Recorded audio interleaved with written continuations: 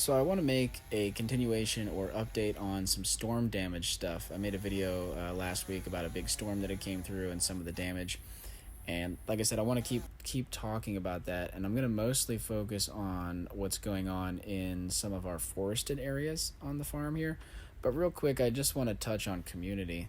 None of this is possible without community. Building community is one of the most important things I think any of us can be doing right now as far as improving our just quality of life and our resilience in general.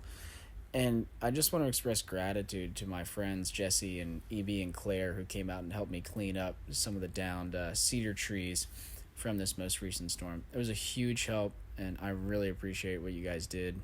So if any of y'all are watching this, I hope you feel the gratitude. I know we've talked about this in person, and you know how much I appreciate you. But yeah, I had a really full plate when this tree fell down, and I was feeling pretty overwhelmed about cleaning it up. And without the help of, you guys all coming out, that tree would still be on the ground in a mess. It's like fully cleaned up now. I didn't take a lot of footage of that, but it is fully cleaned up, and I have the garden space back now, which is a huge deal. And beyond expressing gratitude, it felt important to bring up because this type of situation applies to everything. None of us can get by without our communities, and that is becoming even more and more apparent, as we move further into this whole climate crisis. We are the sum total of our relationships, and I just felt like it was worth bringing up since it's been so relevant to me recently. All right, more damage from that storm. See if I can show you what's going on here. There was a little bit of rot on this tree. I think it might have been a red oak. And she really ripped in half. Check that out. And there she lays. So, this is sad. This was a beautiful tree. But this is how forest succession works. Not 100% sure if this actually was a red oak or something else, but some trees I can identify pretty well from the bark in wintertime, others I can't. I'm thinking maybe red oak. Anyway, if you look up here, we do have a big gap in the canopy now. That area there. Man, I'm really getting blinded looking up at this, but anyway, as sad as this is for this tree, in a way, it's good for the forest because now this hickory, this beech, potentially this beech, potentially even that hickory there, and I'm not really sure what this guy is. I think this little guy is actually, this might be some sort of oak. But anyway, these all now have a gap in the canopy so the next generation can rise. Additionally, this log is going to become habitat for all sorts of critters, and fungi are going to move in here. A lot of these decomposer fungi, they're going to have a home and a food place. So it's really important for the health of our forests to leave big logs on the ground. It's also important to use wood. We do need wood for human life. To maintain human life, we need wood, and so utilizing wood that's fallen down as opposed to clear-cutting trees, that's also a really good way to make use of this tree. But it's important to leave at least some for habitat and for fungi, that sort of stuff. This storm was really intense. I made a short video about it recently. I'm going to go explore and see what else I can find that came down with this storm in these woods here. You can see this tree did have, like I said, it had some rot down in here. Evidence right here, right? This guy. See some of that rot in here. But still, that is amazing that this tree just sheared off. Probably a little micro burst of wind. We were getting some really intense bursts late at night when that storm hit. I'm really hopeful for this hickory, that this will be the one that takes over. This is an upland site. We have some hickory here. Decent amount of oak. It'd be exciting to me to see more hickory in these woods. But I'd also be excited for beech or oak. In the meantime, maybe we'll get some more undergrowth going here with the increased sunlight. But it is sad to see these mature trees go, I guess maybe not quite. I don't know if you want to call that tree mature or not. In some ways you could, in some ways, it could have gone a lot longer. So, I don't know. Anyway, it's both sad and also you know, exciting with the new generation coming along. And like I said, this is part of how healthy forests work. Death is a part of life. Knowing that doesn't make it any easier to deal with loss when we're talking about loved ones, obviously, but death is a part of life. Looks like I might have something down over here. I think this is a tulip poplar. This one's sheared up pretty high up in the tree, sheared off. And now it's down on the ground. So whatever this one next to it is gonna have a little bit more light. Not sure exactly what that tree is. Now again, you can see this is kind of spongy, right? So where this sheared off, there was some damage. Decay, I'm not sure if it was in some sort of injury. Oh yeah, look at this. You can see right here, there was some sort of wound. Maybe a branch broke off. Who knows exactly what caused that? Rot got in. The wind hit. And that was that. That was all she wrote. So that's gonna make some nice habitat for somebody. Be a home for somebody. I'm really surprised this tree is still here. I'm happy about it. But this oak here, it's got this massive crack at the bottom.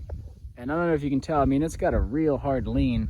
And that seems to be the direction that a lot of the wind was coming during this storm. Actually, wait, I was totally mistaken. The wind was coming this way. Maybe it's less surprising that this tree is still here based on the wind direction. Anyway, we get closer to this big crack.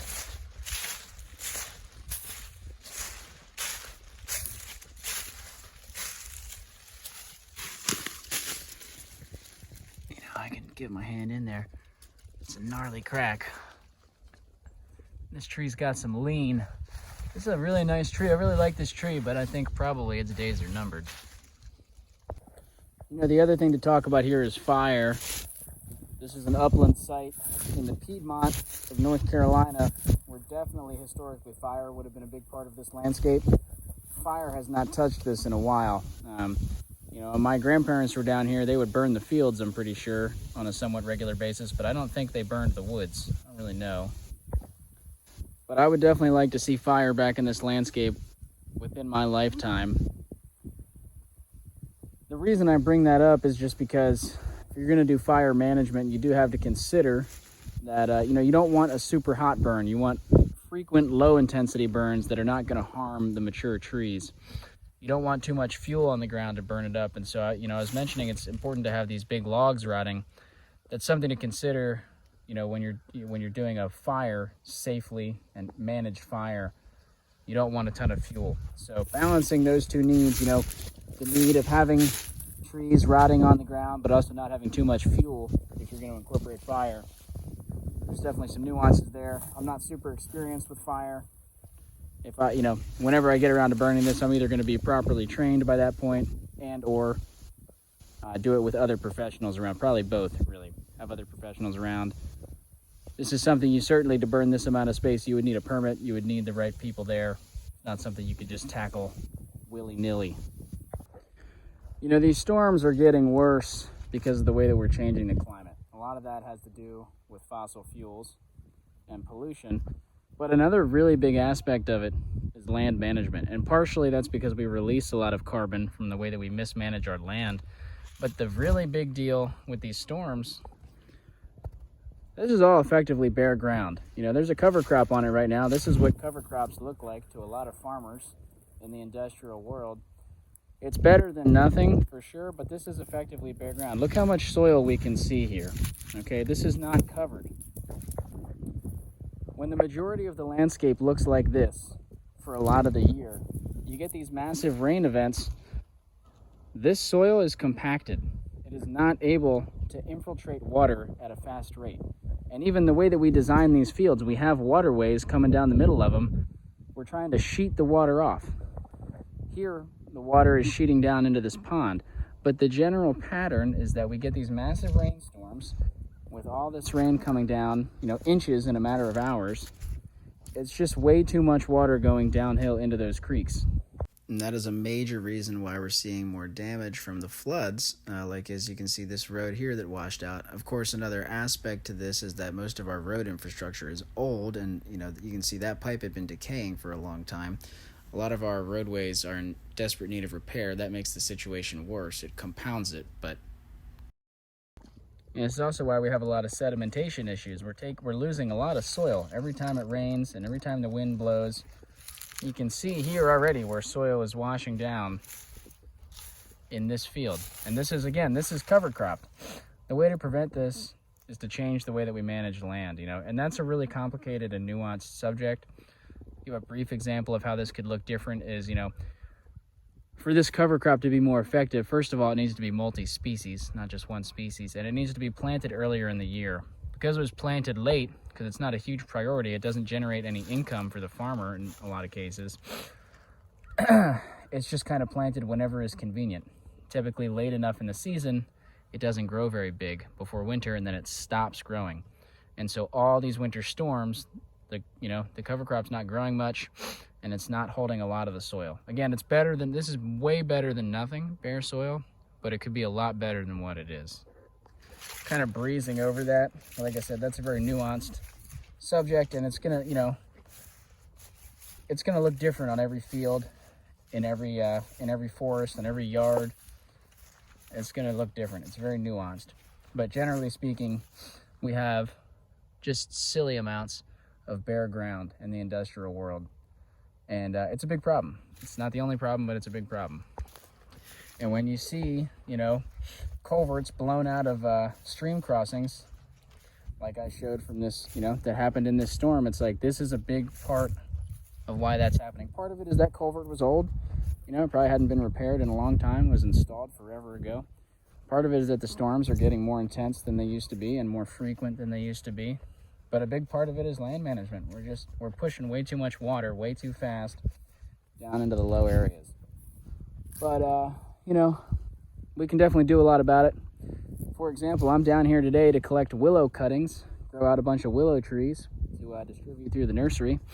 And those do great at holding stream banks together and growing fast in wetland areas, windbreaks and that sort of thing. So there are easy, fulfilling, exciting things that we can do about this situation. So it's not all doom and gloom.